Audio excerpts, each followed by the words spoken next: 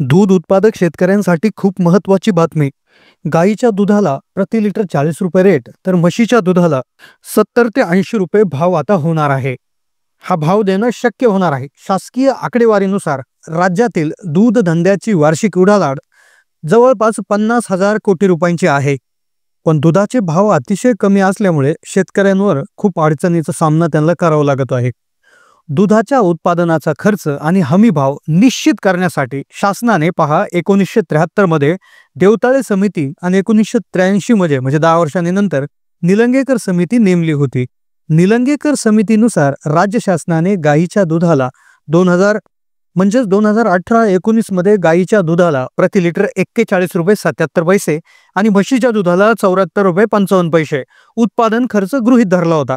समितीचं म्हणणं असं होतं की गाईचं 1 लिटर दूध तयार करण्यासाठी शेतकऱ्याला प्रति लिटर 41 रुपये 77 पैसे खर्च येतो, तर म्हशीच्या दुधाला 74 रुपये 55 पैसे खर्च येतो. म्हणजे दुधाचा सरासरी उत्पादन खर्च 55 रुपये 16 पैसे येतो. मग हा दूध संस्थाकडून दूध उत्पादकांना आज भीतीला जर आपण बघितलं तर गाईच्या दुधाला 28 रुपये तर म्हशीच्या दुधाला 60 रुपयापर्यंत दर देण्यात येतो. मग ही जर बाब आपण विचारात घेतली तर उत्पादकांच्या खर्चाच्या किमती किती कमी दर मिळतो हे लक्षात येईल. याचाच विचार जर केला तर दूध उत्पादन खर्चावर 50% नफा गृहीत धरून जरी हमी भाव द्यायचा जरी ठरला तर इथे एक आनंदाची गोष्ट समोर येते की शेतकऱ्यांसाठी जो आयोग होता किंवा जी समिती नेमली होती तर त्या समितीनुसार काही गोष्टी समोर आल्या आणि मग कसा त्या ठिकाणी भाव वाढला जाणार आहे, काय यासाठी सूचना आहेत किंवा काय विषय आहेत ते क्लिअर आपण करणार आहोत. पण त्याआधी काय झालं की जर शेतकऱ्याचं उत्पन्नाचा जो खर्च आहे त्याच्यात 50% जरी नफा आपण जरी धरला तर दूध व्यवसाय फायदेशीर होईल. पण शासन यावर काय पाऊलं उचलतं आता याविषयी आपण जाणून घेऊ. आता आधी सांगितल्याप्रमाणे देवताळे समिती, निलंगेकर समिती एक 1973 मध्ये, दुसरी 1983 मध्ये स्थापन झाली होती. त्यांनी दूध दर निश्चित करण्यासाठी शेतकऱ्याच्या उत्पन्न खर्चाचा अभ्यास केला.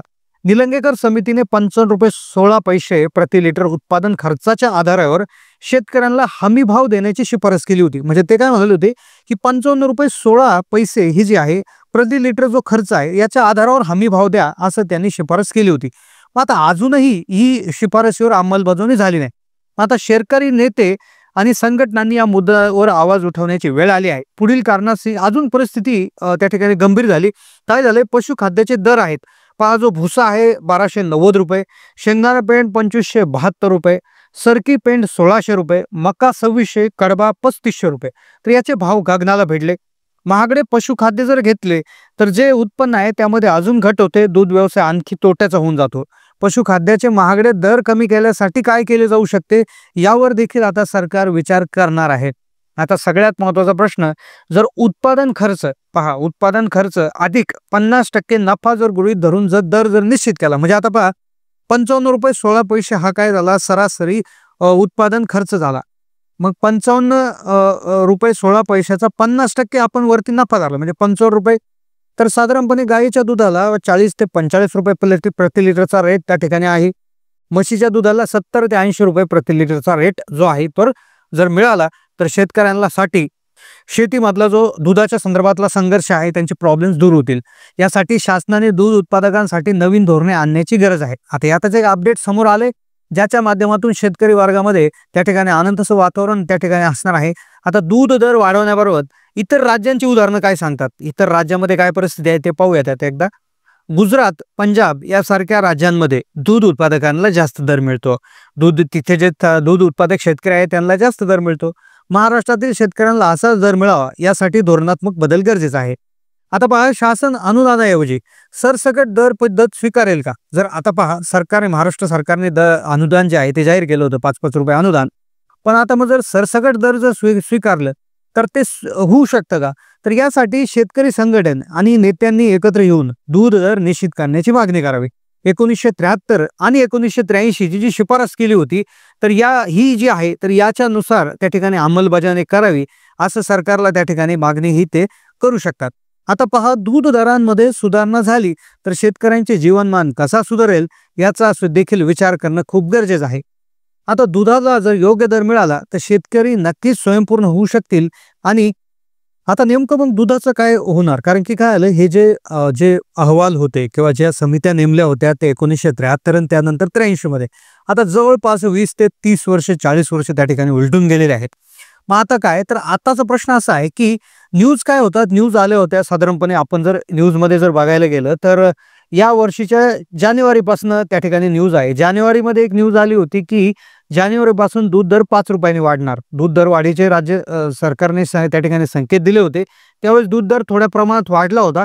त्यानंतर दुसरा जो त्या ठिकाणी आला तर एक एक जवळपास 1 महिन्यापूर्वी म्हणजे दिवाळीच्या दरम्यान एक त्या ठिकाणी न्यूज आली होती, ज्यामध्ये कोल्हापूर जिल्हा सहकारी दूध उत्पादक संघातर्फे म्हणजे गोकुळच्या अंतर्गत म्हैस व गाय अंतिम दूध दर फरकापोटी 113 कोटी 66 लाख रुपयाची रक्कम प्राथमिक दूध संस्थांच्या बँक खात्यावर शुक्रवारी जमा करण्यात येणार. मग यामध्ये फरकच दिला होता, ही एक न्यूज होती. पण दूध वाढीच्या रिलेटेड एक न्यूज आली होती 25 जुलै 2024 ला लोकमतमध्ये, ज्यामध्ये काय सांगितलं होतं की दूधगंगा दूध उत्पादक सहकारी संघाने त्या दिवशी म्हणजे 21 जुलैच्या दरम्यान 30 रुपये देण्याचा निर्धार केला होता. म्हणजे जो दूध दर आहे त्यांनी वाढवून दिला होता. दूध व्यवसाय शेतीपूरक व्यवसाय आहे असं त्यांचं म्हणणं होतं आणि उपजीविकेचं, त्यामुळे 3 रुपयाने दर वाढ ही त्या ठिकाणी झाली होती. आता तुम्ही जर दूध व्यावसायिक शेतकरी असाल तर तुम्हाला किती रेट मिळत आहे, तुमच्या फॅट आणि तुमच्या SNFच्या रेटनुसार तुम्हाला किती रेट चालू आहे तुमच्या एरियामध्ये, तुम्ही कोणत्या डेअरीला दूध घालत आहात, तर हे आम्हाला कमेंटच्या माध्यमातून नक्की कळवा. म्हणजे आम्हालाही नेमकं समजेल की कोणत्या संघामध्ये, कोणत्या दूध संघात, कोणत्या दूध कंपनी संस्थामध्ये काय रेट चालू आहे. म्हशीच्या असेल तर म्हशीचं लिहून टाईप करून पाठवा, गाईचं असेल तर गाईचं टाईप करून पाठवा. कारण की खाजगी दूध संस्थांमध्ये जे आहे तर त्यांच्या खरेदीदारामध्ये घट झालेली आहे. 4 आठवड्यापूर्वी दिव्य भारत हे त्या ठिकाणी आलं होतं, 3 रुपये वाढ केली. पण खाजगी जे दूध संकलन केंद्र आहेत किंवा दूध कंपन्या आहेत, खाजगी दूध संस्था ज्या आहेत, तर ते असं म्हटले होते की ही योजना फसवी ठरली. 3 रुपये दरवाढ केल्याचा डंका पेटला. पण खाजगी दूध संघांनी सरकारला दणका देत खरेदीचे दर 3 रुपयाने घटवले आहेत. म्हणजे सरकारने सांगितलं होतं की वाढवा एक 4 हप्त्यापूर्वी म्हणजे 1 महिनापूर्वी, पण त्यांनी काही जास्त दाद दिली नाही. आणि त्यामध्ये त्यांनी कारण सांगितले की दूध पावडरचे दर त्या ठिकाणी कमी झाले म्हणून. तर तुम्ही देखील तुम्ही कोणत्या एरियातून त्या ठिकाणी हे आहे, तुम्ही कोणत्या दूध संघात दूध घालत आहात, काय रेट तुमच्या तिकडे चालू आहे गाईच्या दुधाला, म्हशी दुधाला प्रति लिटर, तर ते आम्हाला कमेंट करून पाठवा. आम्ही नक्कीच त्यावर देखील एक अभ्यासपूर्ण माहितीचा व्हिडिओ त्या लवकरच घेऊन येऊ. त्याचबरोबर दररोज अशा काही न्यूज येत असाल, दूध व्यवसाय असतील, शेतीच्या संदर्भात, इतर जनरल योजनांच्या संदर्भात, तर नक्कीच आपण त्या ठिकाणी या योजना कव्हर करण्याचा प्रयत्न नक्कीच करत असतो. तर नक्कीच आपण आशा करूयात की येणारं जे मतदान आहे, मतदान झाल्याचा निकाल लागल्यानंतर ज्यावेळेस मंत्रिमंडळ स्थापन होईल, तर त्यावर नक्कीच शेतकऱ्यांसाठी दोन्ही जे सरकार आहे, कुठलेही सरकार स्थापन होऊ द्या, दोन्ही जे सरकार आहे तर ते शेतकऱ्यांसाठी खूप अनुकूल आहे. तर जेणेकरून आपल्याला आपण आशा करू शकतो की नक्कीच दूध दर जो आहे तो आपल्याला वाढलेला बघायला मिळेल आणि शेतकरी नक्कीच त्यामुळे नक्कीच आनंदित होऊ शकता, अशा आपण आशा करूयात. धन्यवाद.